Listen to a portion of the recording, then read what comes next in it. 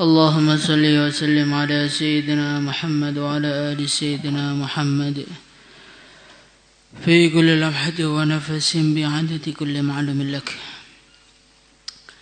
Riyadhus Shalihin babul yaqini wat tawakkul. Hadis 74. Bismillahirrahmanirrahim. عن ابن عباس رضي الله عنهما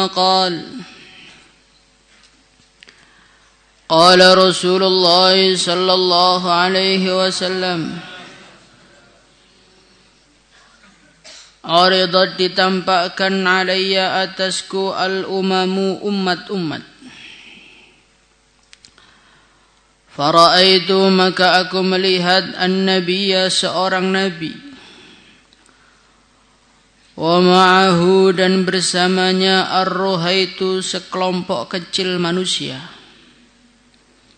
Rohtun itu adalah satu kumpulan manusia yang jumlahnya di bawah 10 orang. Wa nabiyya dan aku melihat seorang nabi wa ma'ahu dan bersamanya ar-rajulu seorang laki-laki saja. Warrajulani dan 2 orang. Wan nabiyya dan aku melihat seorang nabi walaysa dan tidak ada ma'ahu bersamanya ahadun seorang pun. Jadi di akhirat nanti itu kondisinya para nabi itu bermacam-macam. Ada nabi yang taskilannya itu cuman 10 orang. Ada nabi yang taskilannya 2 orang. Ada nabi yang taskilannya 1 orang. Ada nabi yang ke akhirat enggak bawa taskilan sama sekali. Sehingga beliau sendiri dan enggak ada seorang pun yang bersamanya. Tetapi walaupun mereka ini tidak mendapatkan taskilan, mereka semua beruntung. Kenapa mereka semua beruntung? Fa innama 'alaihi ma hummila wa 'alaikum ma hummiltum. Karena setiap nabi itu mereka telah menyampaikan tanggung jawab yang Allah bebankan kepada mereka. Maka walaupun mereka enggak mendapatkan taskilan karena sudah dianggap sebagai orang yang melaksanakan perintah, ya tetap lulus-lulus saja gitu loh. Maka orang itu yang terpenting itu melaksanakan perintah Allah. Berhasil apa tidak itu urusan belakang. Siapapun orang yang menyampaikan, mengamalkan perintah Allah Subhanahu wa taala, maka dia di sisi Allah dianggap berhasil walaupun di mata manusia enggak berhasil. Contoh, kita ini orangnya bodoh, ngapalkan sulit. Tapi kita nekat setiap hari pokoknya ya 6:30 masuk kelas bikin hafalan terus sampai 9:30, walaupun 9:30 1 ayat belum dapat. Maka di mata manusia kita mungkin tidak dianggap sebagai orang yang khatam Quran. Di mata manusia kita dianggap sebagai seorang santri yang gagal. Tetapi kalau kita sudah mengerjakan perintah Allah untuk menghafalkan Quran, kita mendapatkan pahalanya. Nah sekarang itu kebalik gitu loh. Orang itu sibuk menilai seseorang dengan hasil tanpa memikirkan saya ini sebetulnya sudah mengerjakan perintah apa belum. Huruf taskilannya 3.000 orang. Taskilannya 5.000 orang. Ya itu suatu tanda keberhasilan di dalam dakwahnya. Tapi dakwahnya benar apa enggak? Sesuai dengan apa yang Allah perintahkan apa enggak? Lah ini malah kadang-kadang orang tuh melupakan. Maka kita ini belajar yang kita pentingkan itu tugas. Hasil dari tugas itu jangan kita jadikan sebagai tolok ukur keberhasilan seseorang. Insyaallah. Wan nabiyya, dan aku melihat seorang nabi walaysa ma'ahu ahadun, dan dia tidak bersama dengan siapapun. Tidak ada seorang pun yang bersamanya. Idrufi'a, tiba-tiba ditampakkan li kepada aku sawadun, sekelompok manusia. Sekelompok manusia kenapa dinamakan sebagai sawadun yang artinya hitam? Karena sekelompok manusia itu kalau dilihat dari jauh seperti sekumpulan perkara hitam. Sawadun, sekelompok manusia yang saya lihat dari jauh, azimun, yang besar. Fadhanantu, maka aku menyangka, annahum, bahwasanya kelompok besar tersebut ummati, adalah umatku. Faqila li, maka dikatakan kepadaku, hadza Musa wa qaumuhu, itu adalah Nabi Musa dan kaumnya. Umatmu bukan itu, masih kurang banyak. Walakin ingzur ilal ufuq, tapi lihatlah di ufuk sana. Fanadartu, maka aku melihat di ufuk sana. Fa idza sawadun azimun, maka tiba-tiba aku melihat sekelompok yang sangat-sangat besar. Maka difakilali, maka dikatakan kepadaku, ungdur ilal ufuqil akhar, kamu lihat di sebelah yang lain. Fa idza sawadun azimun, ternyata ada golongan yang besar juga. Fakilali, maka dikatakan kepadaku, hadhihi ummatuka, mereka ini adalah umatmu. Semoga kita ada di dalam kelompok manusia-manusia. Wa ma'hum, dan bersama mereka sab'una alfan, ada 70.000 orang, yadkhuluna, mereka masuk al-jannata, surga, bighairi hisabin, tanpa hisab, wala adzabin, dan juga tanpa azab. Thumma nahad, kemudian baginda Nabi Muhammad sallallahu alaihi wasallam, beliau bangkit, fadakhala manzilahu, maka beliau masuk ke dalam rumah beliau. Fakhadhan nas, maka orang-orang pun mereka membicarakan, mereka membahas, fi ulaikal ladzina yadkhuluna al-jannata bighairi hisab, mengenai orang-orang yang masuk surga tanpa hisab, wala adzabin, dan tanpa siksa. Faqala ba'duhum, maka sebagian mereka komentar, la'allahum, mungkin saja mereka, alladzina, adalah orang-orang sahibu Rasulullah sallallahu alaihi wasallam, orang-orang yang menemani Rasulullah sallallahu alaihi wasallam. Wa qala ba'duhum, sebagian mengatakan, fala'allahum alladzina ulidu fil Islam, sebagian mengatakan mungkin saja mereka itu adalah orang-orang yang dilahirkan, mulai lahir sudah Islam. Falam yusyriku billahi syai'a, maka mereka tidak pernah menyekutukan Allah dengan apapun. Wa dzakaru asya'a, dan mereka menyebutkan pendapat-pendapat yang lain. Inilah perbincangan para sahabat. Jadi para sahabat itu keponya itu urusan apa? Keponya itu urusan surga. Nabi mengatakan, ya nanti di antara mereka ada 70.000 orang yang masuk surga tanpa hisab. Maka sabda baginda Nabi Muhammad sallallahu alaihi wasallam jadi pembicaraan mereka. Siapa ya mereka itu? Sebagian mereka mengatakan, wah itu mungkin orang-orang yang berjumpa dengan baginda Nabi, menemani baginda Nabi, itulah orang yang masuk surga tanpa hisab. Sebagian komentar, mungkin itu adalah orang-orang yang lahir dari seorang bapak yang Islam, akhirnya mulai bayi sampai mati nggak pernah merasakan kufur kepada Allah. Ada yang komentar ini, komentar itu, komentar ini, komentar itu. Nah, itulah sahabat. Sahabat itu yang mereka bicarakan itu akhirat. Yang jadi topik pembicaraan mereka itu akhirat. Penasarannya itu dengan siapa penduduk surga. Itulah para sahabat. Dan sekarang coba kita samakan dengan kehidupan kita.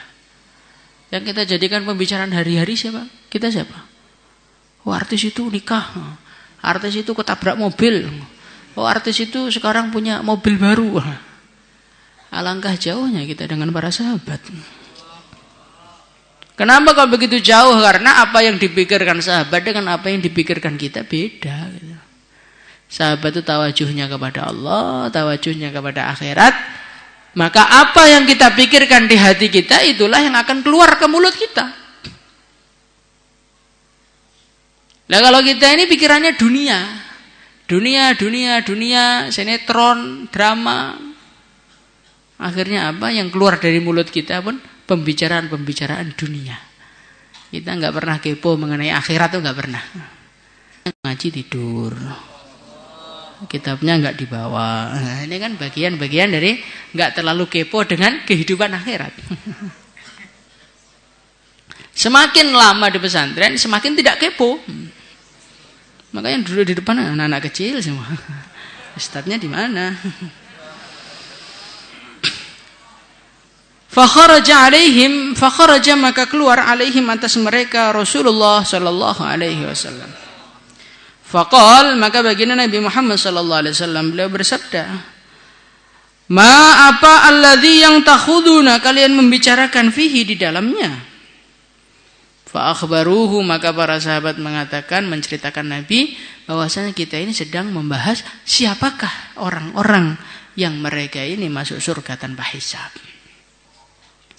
Faqal maka baginda Nabi Muhammad sallallahu alaihi wasallam beliau bersabda, humul ladzina la yarqun. Humul ladzi mereka itu adalah orang-orang la yarquna yang mereka tidak nyuwuk, tidak ngobati orang dengan doa-doa jahiliyah. Wala yastarquna dan juga mereka tidak meminta untuk disuwuk. Al-Imam An-Nawawi rahimahullahu ta'ala dalam syarah Muslim beliau menjelaskan yarkuna wala yastarkun di sini maksudnya orang-orang yang meninggalkan suwuk-suwuk jahiliyah. Jadi suwuk-suwuk itu semenjak jahiliyah sudah ada gitu. Kalau orang yang nyuwuk dengan Al-Fatihah, nyuwuk dengan doa-doa masnunah, maka itu enggak masuk di dalam hadis ini. Enggak masuk dalam golongan tukang nyuwuk yang disebutkan dengan hadis ini, bukan. La yarkuna mereka tidak nyuwuk dengan doa-doa jahiliyah, wala yastarkuna mereka tidak minta untuk disuwuk. Wala yatatayyaruna dan mereka juga tidak tatoyur. Tatoyur itu apa toh? Tatoyur itu merasa akan ada kesialan gara-gara melihat sesuatu. At-tasya'um bil masmu' au bil mar'i, itu namanya at-tatayyur. Melihat mau jalan tiba-tiba ada petir, wah ini kok ada petir, ini alamat perjalanan saya nanti akan bahaya ini. Nah, itu namanya tatayyur. Kamu mau ngelamar orang, tiba-tiba di depan ketemu orang mukanya jelek, wah ini alamat kayaknya nggak bagus ini. Lah itu namanya tatayyur. Wala yatatayyarun orang yang masuk surga tanpa hisab tadi, mereka adalah orang yang enggak suwuk dan menyuwuk, enggak minta disuwuk, enggak pernah tatayyur, wa ala rabbihim yatawakkalun dan kepada Tuhan mereka, hanya kepada Tuhan mereka yatawakkaluna mereka bergantung. Semoga kita semua termasuk golongan ahli surga yang masuk surga tanpa hisab. Tapi ya ini syaratnya ini, la yarkun wala yastarkun wala yatatayyarun. Nah kalau tiga-tiga ini insya Allah sudah kita. Yang keempatnya agak susah ini, wa ala rabbihim yatawakkalun, mereka hanya dan hanya bergantung kepada Allah. Tawakal itu apa tuh tawakal? Tawakal yu'khadhu minal wakalah. Tawakal itu diambil dari kata-kata wakalah. Apa artinya? Secara bahasa al-i'timadu li ghairihi fi injazi amrim ma. Secara bahasa artinya tawakal itu adalah bergantung kepada perkara yang lain di dalam segala urusan. Itu namanya tawakal secara bahasa. Secara istilah apa? Sidqul abdi fil i'timadi 'ala Allah subhanahu wa ta'ala fi jalbil manafi' wa daf'id dar. Tawakal itu apa? Tawakal secara istilah adalah kesungguhan seorang hamba di dalam bergantung 100% kepada Allah dalam urusan menarik kebaikan ataupun menolak keburukan. Itulah namanya tawakal. Nah, seorang manusia ini tidak akan bisa bergantung kepada Allah. Tidak akan bisa, Pak. Bergantung kepada Allah dengan total 100% tanpa menoleh kepada makhluk sedikit pun, kecuali kalau dia ini punya pemahaman bahwasannya Allah Subhanahu wa ta'ala adalah zat yang maha mengetahui. Selain Allah itu enggak ada yang tahu apa-apa. Orang yang menurutmu pintar, menurutmu alim, menurutmu hebat, wa ma utitum minal ilmi illa qalila. Selain Allah itu umpamanya punya ilmu cuman cipratan-cipratan yang sangat-sangat sedikit. Yang punya ilmu yang sebenarnya siapa? Allah. Orang itu tidak akan bisa tawakal kepada Allah kalau syarat nomor 1 dia meyakini hanya Allah tok yang tahu mengenai dia, itu hanya Allah tok. Yang tahu bagaimana jalan keluar masalahmu, yang tahu bagaimana biar kamu menjadi orang mulia, menjadi orang bahagia, menjadi orang beruntung dunia akhirat, yang tahu hanya siapa? Allah. Muntahal ilm. Yang kedua, muntahal qudrah. Kalau kamu punya keyakinan hanya Allah yang punya kuasa, yang mampu itu hanya Allah tak. Selain Allah enggak bisa apa-apa. Muntahal ilm, muntahal qudrah.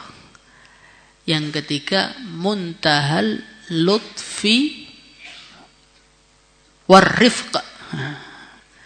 Seorang itu akan bisa, ringkasnya ya, akan bisa tawakal 100% kepada Allah.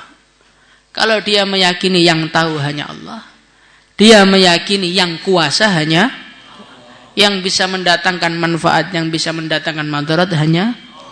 Kemudian yang ketiga, kalau dia yakin yang sayang kepada dia hanya Allah. Nah, orang nanti baru bisa tawakal kepada Allah. Ini contoh dalam kehidupan kita. Ada orang pinter, segalanya tahu, ahli ekonomi, ahli keuangan secara teori, tapi dia ini nggak bisa cari duit, dan kamu butuh duit. Kira-kira kamu akan bergantung sama dia nggak? Akan bergantung nggak? Enggak. Karena apa? Walaupun dia pinter, tapi kamu yakin dia nggak akan bisa membantu kamu karena nggak punya kudrah. Ini ada orang, dia ini pinter cari duit, dia ini keilmuan ekonomi sangat canggih, dan dia memang terbukti bisnis apa saja jadi duit semua. Pasir jadi duit, tanah jadi duit, apapun pokoknya jadi duit. Tapi kamu sudah sangat yakin bahwasanya dia itu sangat membenci kamu. Dia sangat pengen kamu itu cepat mati, cepat masuk ke kuburan, hilang dari dunia ini. Dan saat itu engkau perlu duit. Kira-kira kita akan bergantung kepada dia apa tidak? Enggak akan bergantung. Kenapa? Karena kita merasa dia orang yang tidak punya rasa kasih sayang kepada kita. Ini ada orang sangat mahir urusan keuangan, dan dia orang yang uangnya sangat banyak, ahli mencari duit. Kemudian dia sangat-sangat sayang kepada kita. Kemudian saat itu masuk akhir bulan, kamu belum bayaran. Kira-kira yang kamu hubungi pertama siapa?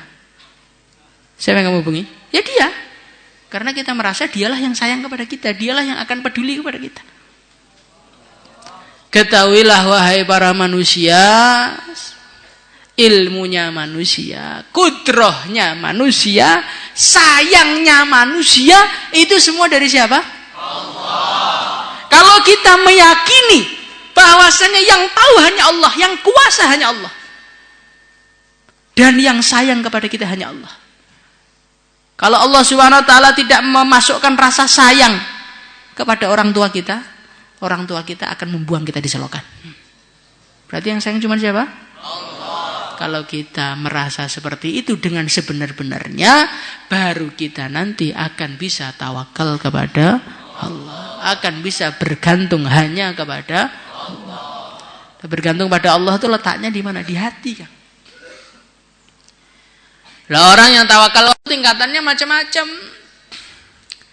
Di antara yang diceritakan Al-Imam Al-Ghazali rahimahullahu ta'ala, orang yang tawakal kepada Allah itu tingkatan yang pertama seperti bergantungnya orang kepada seorang pengacara yang paling handal di dunia.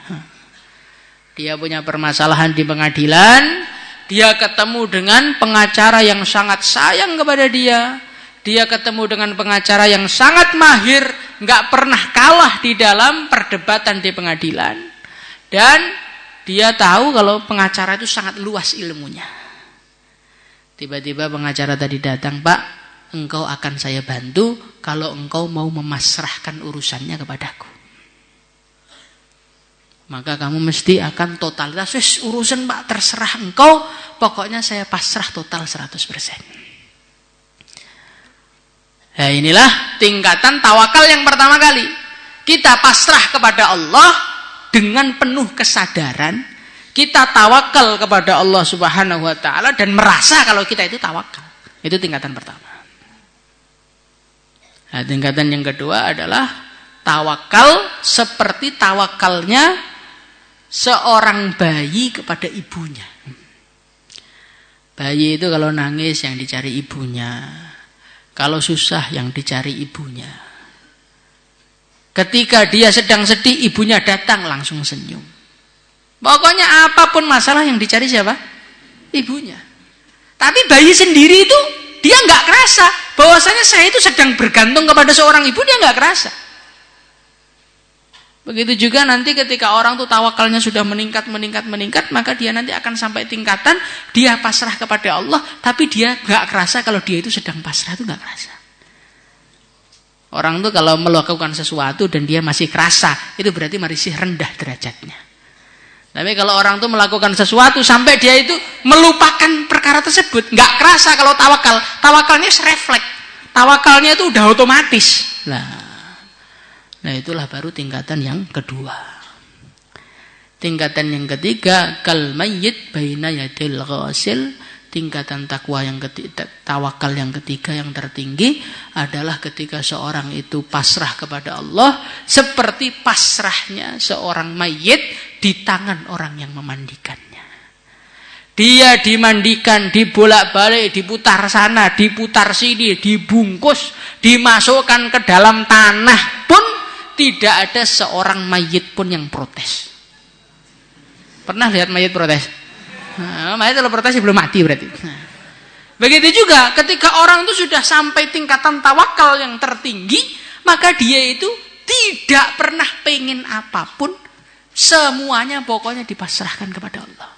Saya dikasih makan ya alhamdulillah, nggak dikasih makan ya saya nggak cari makan. Itu tingkatan tawakal yang tertinggi. Maka kita ini bagaimana sekarang belajar tawakal kepada Allah, jangan bergantung kepada asbab. Insyaallah ya. Loh, berarti orang tuh kalau tawakal tuh berarti harus meninggalkan asbab, Pak. Orang tuh akan tawakal kalau dia meninggalkan kerja, akan tawakal kalau dia itu meninggalkan mencari uang. Begitu? Oh tidak. Al-Imam Al-Ghazali rahimahullahu taala beliau mengatakan asbab itu ada dua. Asbab itu ada yang hasilnya pasti dan ada yang hasilnya itu masih kira-kira. asbab-asbab yang hasilnya pasti itu kalau kita kerjakan itu tidak merusak tawakal kita. Bahkan kalau kita meninggalkannya itu malah merusak karena kita bertentangan dengan syariat. Contohnya nasi di depan mata. Supaya nasi itu masuk di perut kita bagaimana caranya? Hulurkan tangan kita, ambil nasinya, masukkan ke dalam mulut. Lihat, mengambil, menjulurkan tangan, ngambil nasi, dimasukkan di dalam mulut itu namanya asbab. Untuk supaya kita kenyang perlu menjulurkan tangan kita di dalam nasi yang di depan kita, itu namanya adalah asbab yang hasilnya pasti. Maka kita kalau ngaku-ngaku tawakal, terus nasi di depan mata nggak mau makan, saya nggak mau menjulurkan tangan saya, Pak. Allah Subhanahu Wa Taala kuasa kok menerbangkan nasi-nasi itu. Akhirnya nasi itu masuk ke dalam perut kita. Maka kita ini malah dicacat oleh syariat. Jadi asbab-asbab yang asbab itu pasti itu malah harus dikerjakan. Tetapi kalau asbab-asbab itu adalah asbab-asbab yang masih kira-kira asbab semu. Contohnya, untuk meningkatkan bisnis maka kita perlu memahami ilmu marketing yang canggih. Bagaimana kita bikin iklan-iklan yang luar biasa. Kita sebar brosur ke seluruh alam. Kita bagaimana mengenalkan produk kita kepada semua santri. Kita mengenalkan kepada semua orang desa. Kita harus cari apa yang diminati oleh pasar saat ini. Nah, itu semua adalah hasil semu. Belum tentu kita ini sudah jungkir balik seperti itu terus omsetnya jadi naik, itu belum tentu. Banyak yang setelah itu malah rugi, itu banyak.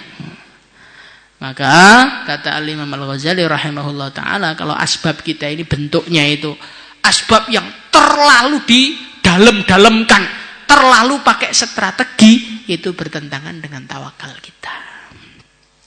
Maka seorang santri itu kalau mau bisnis, bisnis saenenge itu loh. Apa yang bisa dijual, wes nggak usah kok kita ini mengiklankan, pasang di Instagram, beli follower biar kelihatan menarik. Kemudian pasang di marketplace. Kemudian bagaimana cara mengakalinya biar bintangnya menjadi 5, testimoninya menjadi menarik. Akhirnya orang beli, lah itu nanti dapat duit malah nggak barokah. Makanya kita ini belajar tawakal kepada Allah. Kalaulah kita mencari asbab, ya karena Allah memerintahkan kita untuk mencari rezeki yang halal, gitu aja. Nggak usah sampai nemen-nemen, sampai gara-gara duit meninggalkan ngaji, sampai gara-gara duit ngajarnya nggak dipersiapkan, sampai gara-gara duit ngajarnya ditinggalkan. Wah, kalau sudah arahnya seperti ini, kita sudah dikeluarkan Allah dari golongan orang-orang yang tawakal. Lah kalau orang sudah dikeluarkan dari orang golongan tawakal, ya nanti nggak ada jaminan masuk surga bighairi hisab. Maka kita ini di dunia ini wis nggak usah ngoyo-ngoyo. Yang penting dijalani saja, qanaah, pasrah kepada Allah. Insyaallah ya. Insyaallah. Lah orang tuh kalau pasrah kepada Allah Subhanahu wa taala justru rezekinya malah langsat. Rasulullah sallallahu alaihi wasallam di dalam hadis yang setelahnya beliau bersabda, "Lau annakum tatawakkaluna 'ala Allah haqqa tawakkulihi la razaqakum kama yurzaqut thair taghdu himasa wa taruhu bitana."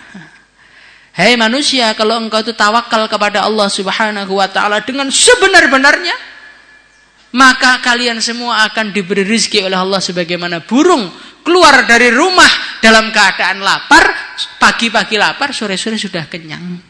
Ada enggak burung kerja di perusahaan? Ada enggak burung jualan? Enggak ada.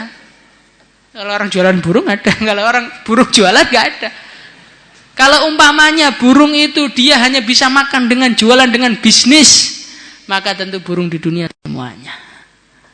Maka kita ini urusan dunia itu enggak usah terlalu diburu. Kalau mau dicari silahkan, tapi enggak usah diburu. Insyaallah ya. Yang perlu kita buru itu apa? Surga. Karena apa? Karena urusan rizki ini kan. Urusan rizki itu sudah dijamin oleh Allah. Wa ma min dabbatin fil ardi illa 'ala Allahi rizquha. Jadi urusan rezeki di dunia ini sudah dijamin oleh Allah. Yang belum dijamin oleh Allah tuh akhirat nanti tempatmu di mana itu belum jelas. Lah anehnya manusia, kata Ibnu Athaillah As-Sakandari rahimahullah taala, beliau mengatakan sangat aneh seorang manusia, dia mengurusi sesuatu yang sudah dijamin oleh Allah dan dia meninggalkan sesuatu yang Allah belum menjaminnya. Tempatmu di akhirat bagaimana, kuburmu bagaimana, nanti mengenai jawaban mungkar nakir bisa jawab apa tidak, nanti di akhirat bisa jumpa dengan Rasulullah SAW apa tidak, itu semua belum ada jaminannya. Yang sudah dijamin oleh Allah Subhanahu Wa Taala itu rezeki kita, makan kita, nasi kita, nanti mau punya istri apa tidak, mau yang punya rumah apa tidak, nanti kita ini punya anak apa tidak, itu semua sudah ditakdirkan oleh Allah, sudah dijamin. Allah sudah mengatakan menjamin kok. Anehnya kita ini nggak percaya sama Allah, sehingga kita banting tulang peras keringat kita, habiskan umur kita demi untuk mencari dunia, sampai akhirnya dunia belum dapat, kita sudah meninggal dunia. Sehingga akhirnya di akhirat cuman bisa nangis saja, cuman bisa meratapi saja, tanpa bisa kembali ke dunia. Di Al-Quran itu loh, orang yang sudah sampai akhirat tuh pengen balik ke dunia, mau ngapain? Mau dagang? Mau bisnis? Mau kumpulkan duit? Enggak. Farji'na na'mal sholih. Akhrijna na'mal sholih. Ya Allah, keluarkan kami dari neraka. Kamu pengen balik ke dunia, ngapain? Na'mal sholih. Kami pengen amal soleh, pengen ngaji lagi. Lah kita ini nggak usah nangis-nangis seperti itu, sudah amal soleh loh. Sudah ngaji, sudah di dunia. Maka di dunia ini perbanyak amal biar kita di akhirat tidak menyesal. Insyaallah. Salat